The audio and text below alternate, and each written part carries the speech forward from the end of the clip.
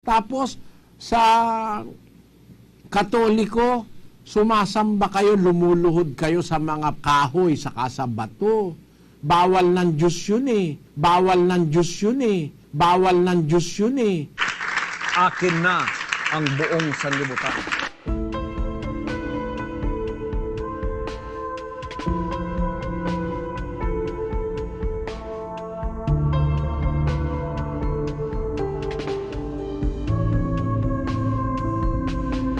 Inutil! Tarantado!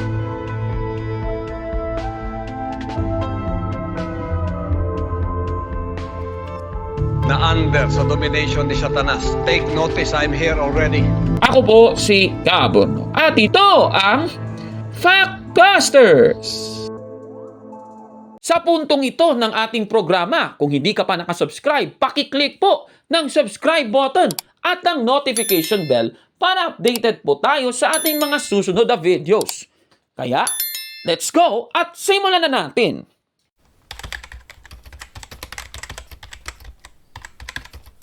Magandang araw mga kapatid and welcome na naman sa isang episode ng Factbusters PH. At para sa ating episode ngayon mga kapatid, ating tatalakayin kung totoo bang lumalabag ang mga Katoliko sa Gawa 17:29 na siyang hatol ni Soriano. Nako, ano na naman itong patutsada ni Soriano? Pero bago muna natin pakinggan si Soriano, babasahin muna natin itong nakasulat sa Gawa 17:29. Ganito po ang ating mababasa. Yamang tayo nga'y lahi ng Diyos, ay hindi marapat nating isipin na ang pagka-Diyos ay katulad ng ginto o ng pilak o ng bato na inukit ng kabihasnan at katalinuhan ng tao. Yan po ang nakasulat dito sa Gawa 17:29. Ano kayang sinasabi ni Soriano tungkol sa mga Katoliko na sumasama daw sa mga rebulto? Eto, panoorin niyo siya mga kapatid.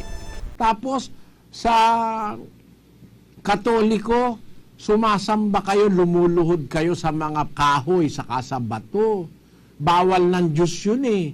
17:29 ng Gawa. Pakinggan mo. Yamang tayo nga'y lahi ng Diyos, ay hindi marapat nating isipin na ang pagka-Diyos ay katulad ng ginto o ng pilak o ng bato na inukit ng kabihasnan at katalinuhan ng tao. Di natin dapat isiping may pagka-Diyos doon sa bato, sa pilak, sa ginto, sa kahoy, kung ano-ano pa na inukit ng kabihasnan ng tao. Kaya hindi kami lumuluhod sa ganyan. Bawal ng Diyos yan eh. Bawal ng Diyos yan. Kayo, pinapaluhod kayo dyan sa kahoy, sa bato, sa tanso, kung ano-ano pa. Ngayon, may plastic pa eh. Meron pa styrofoam. Yung mga nilalagay sa taxi na kinukurus-kurusan ng mga taxi driver, styrofoam pa eh. Grabe talaga itong si Soriano. Daming sinasabi, ginagamit Gawa 17:29 para sabihin sumasamba daw ang mga Katoliko sa mga rebulto. Mali daw yun. Naku naman. Titignan natin kung totoo bang lumalabag ang mga Katoliko sa Gawa 17:29 kasi sumasamba daw sa rebulto ang mga Katoliko. Una sa lahat, sasagutin na muna natin ang tanong na kung sinasamba ba talaga ng Simbahang Katolika ang mga larawan at mga rebulto. Ito, babasahin natin sa inyo straight mula sa doktrina ng Iglesia Katolika. Sa Catechism of the Catholic Church, paragraph 2132, the Christian veneration of images is not contrary to the first commandment, which proscribes idols. Indeed, the honor rendered to an image passes to its prototype, and whoever venerates an image venerates the person portrayed in it. The honor paid to sacred images is a respectful veneration, not the adoration due to God alone. Religious worship is not directed to images in themselves, considered as mere things, but under their distinctive aspect as images, leading us on to God incarnate. The movement toward the image does not terminate in it as image, but tends toward that whose image it is. Napakaklaro po nung nakasulat dito sa Catechism of the Catholic Church. Sinasabi dito na yung tayo pong mga Katoliko ay hindi po sumasamba sa mga imahe, mga larawan at mga ribulto. Instead, doon po sa mga nire-represent na mga imahe, na mga larawan, na mga ribulto, doon po tayo nag-venerate, doon po tayo nagbibigay ng respeto. Napakaklaro. Ibig sabihin, kung meron ka pong larawan ni Jesus Christ dyan, hindi po sa larawan ka sumasamba, kundi doon mismo kay Jesus Christ. Kung meron namang Maria, nagbibigay po tayo ng respeto, hindi po tayo sumasamba kay Maria, nagbibigay tayo ng respeto doon kay Maria kasi nga banal si Maria. Hindi po sa imahe ni Maria.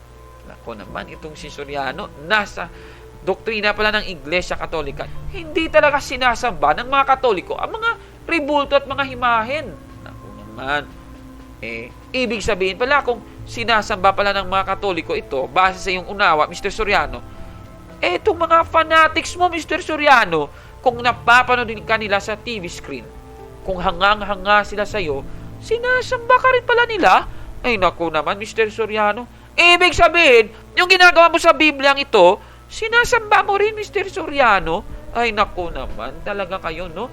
Ang tanong, saan ba tumutukoy ang nasa Gawa 17:29? Ito, babasahin muna natin. Ano bang konteksto ng talata? Sa 22 po, Acts 17:22 hanggang 24, babasahin natin sa New International Version. Sisimulan ko po sa 22. Paul then stood up in the meeting of the Areopagus and said, "People of Athens, I see that in every way you are very religious. For as I walked around and looked carefully at your objects of worship, I even found an altar with this inscription, to an unknown God. So you are ignorant of the very thing you worship. And this is what I am going to proclaim to you." Base sa talatang ito, mga kababayan, habang naglilibot si San Pablo, ay may nakita siyang isang ribulto na kung saan meron pong inscription. Ano ba yung inscription? To an unknown God. Diyos na hindi kilala. Yan pala yung kwento sa likod nitong Acts 17:29 o Gawa 17:29. Ang mga taga-Athens kasi ay may kinikilalang Diyos na ribulto. Diyos daw nila yon. Nako, yun pala yung konteksto ng buong Gawa 17. Nako naman, dito sa 24 nga, sinabi nga dito na God that made the world and all things therein, seeing that He is Lord of heaven and earth, dwelleth not in temples made with hands. Napakaklaro niyan. Hindi naman po ni Diyos ng mga Katoliko ang mga ribulto, kaya mali yung bintang ni Soriano. Naku naman, kaya nga dito sa 25 sa 25, "And He is not served by human hands as if He needed anything. Rather, He Himself gives everyone life and breath and everything else." Sa mga Katoliko, tingnan ninyo, sabi sa talata, He is not served by human hands. Sino ba yung sinasamba, yung inaalayan ng mga pagkain? Catholic statues ba? Tingnan ninyo sa screen. Sino yan? Sina Buddha, sina Krishna. Ayan, mga Diyos-Diyosan yan kasi. Hindi naman natin tinitreat na Diyos-Diyosan yung ating mga ribulto, mga kababayan. Nako, ito talagang si Soriano, panay bintang. Ipagpapatuloy natin, ha? Kaya nga sa 29, ito na yung nakasulat. "Therefore, since we are God's offspring, we should not think that the divine being is like gold or silver or stone, an image made by human design and skill." Yan po pala ang konteksto ng nasabing talata. So, hindi po pasado itong sinasabi ni Soriano. Kasi hindi naman sinasabing Diyos natin ang mga ribulto at mga larawan ng mga taga-Iglesia Katolika. Naku, palay bintang talaga itong si Soriano. Kaya sa sinasabing ito ni Mr. Soriano na lumalabag daw ang mga Katoliko sa Gawa 17:29. Tapos sa Katoliko, sumasamba kayo, lumuluhod kayo sa mga kahoy, saka sa bato. Bawal ng Diyos yun eh. 17:29 ng Gawa. Pakinggan mo. Yamang tayo nga'y lahi ng Diyos, ay hindi marapat nating isipin na ang pagka-Diyos ay katulad ng ginto o ng pilak o ng bato na inukit ng kabihasnan at katalinuhan ng tao. Di natin dapat isiping may pagka-Diyos doon sa bato, sa pilak, sa ginto, sa kahoy, kung ano-ano pa na inukit ng kabihasnan ng tao. Kaya kami, hindi kami lumuluhod sa ganyan. Bawal ng Diyos yan eh. Bawal ng Diyos yan. Eh kayo, pinapaluhod kayo dyan sa kahoy, sa bato, sa tanso, kung ano-ano pa. Ngayon may plastic pa eh. Meron pa styrofoam. Yung mga nilalagay sa taxi na kinukurus-kurusan ng mga taxi driver, eh styrofoam pa eh. Busted yan, Mr. Soriano! Palpak na naman! Grabe talaga mangbintang. Ito si Soriano. Napagbintangan ka na rin ba? Na sumasamba sa mga ribulto't larawan? Share mo na ang iyong experience, kapatid. Comment down below.